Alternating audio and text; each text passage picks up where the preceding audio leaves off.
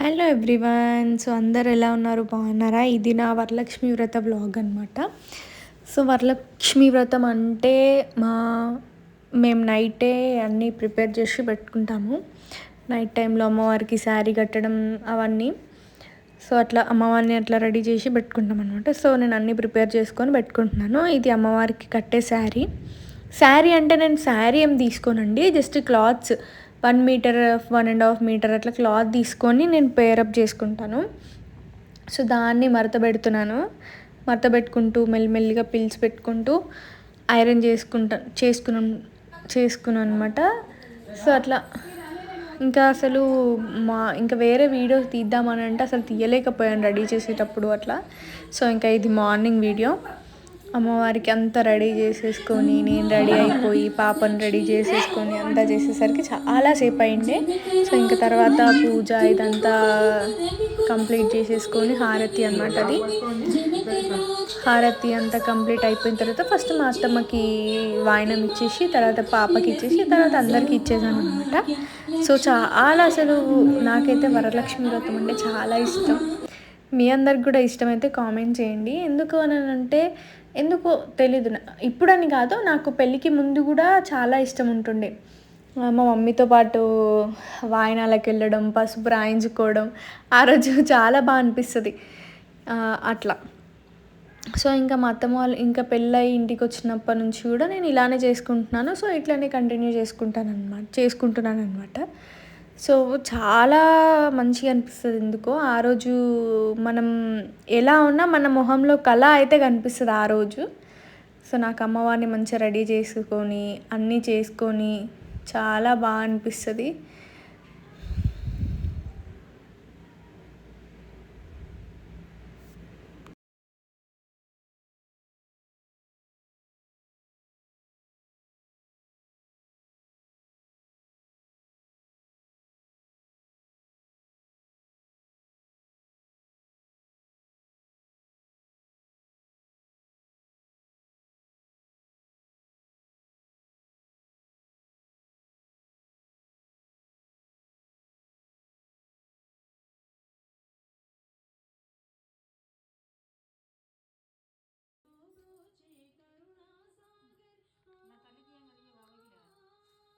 సితాక్షిక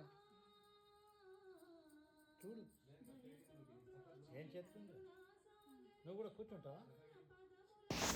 so అలా వాయనం ఇచ్చాక ఆశీర్వాదం తీసుకొని తర్వాత మా పాపకి స్టార్ట్ చేశాను అనమాట. మా పాపకి చాలా నిద్ర వస్తుంది, కానీ చూస్తుంది మా అమ్మ ఏం చేస్తుంది అని చెప్పేసి, ఏదో పెడుతుంది అది ఇది అని చెప్పేసి. సో పక్క నుంచి మా మామయ్య అంటున్నారు, దాన్ని నిద్ర వస్తుంది, నిద్ర ఆపుకొని మరీ పెట్టించుకుంటుంది అని చెప్పేసి. ఎంత బాగా కూర్చుందో, ఎంత అల్లరి చేస్తుందో అంత చక్కగా కూర్చొని మంచిగా పెట్టించుకుంది. చూడండి ఎంత నిద్ర వస్తుంది అసలు. రెడీ చేసేటప్పుడు కూడా ఎంత రెడీ చేసినా కూడా అసలు డ్రెస్ తీసేస్తుంది, నాకు వద్దు అన్నీ ఏడవడము అట్లా చేసింది. సో ఎంత బాగా పెట్టించుకుంటుందో నాకు మా పాపను చూస్తేనైతే చాలా బాగా అనిపించిండే, చాలా సంతోషం కూడా అనిపించిండే. ఎందుకనంటే ఇంట్లో ఆడపిల్లలు ఉంటే అసలు ఆ సందడి అదే వేరు కదండి, చాలా బాగా అనిపిస్తుంది.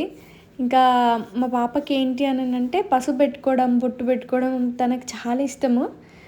ఇంకా పెట్టించుకుంటుంది, ఎంత బాగా పెట్టించుకుంటుందో అసలు.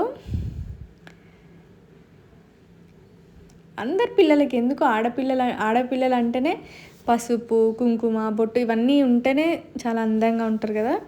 సో అట్లా ఇంకా నాకైతే ఇంకా అమ్మవారిని రెడీ చేసి పాపని రెడీ చేసి అమ్మవారిలా రెడీ చేయాలి అని చెప్పేసి అట్లా ఉండేది. కాకపోతే పాప కొంచెం అల్లరి చేయడం వల్ల సో రెడీ చేయలేకపోయాను.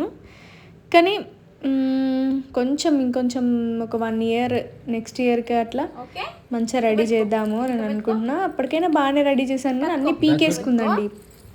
సో పీకేసుకోవడం వల్ల అట్లా చూడండి నిద్ర వస్తుందని చెప్పేసి నోట్లో వేలేసుకుంటుంది అనమాట.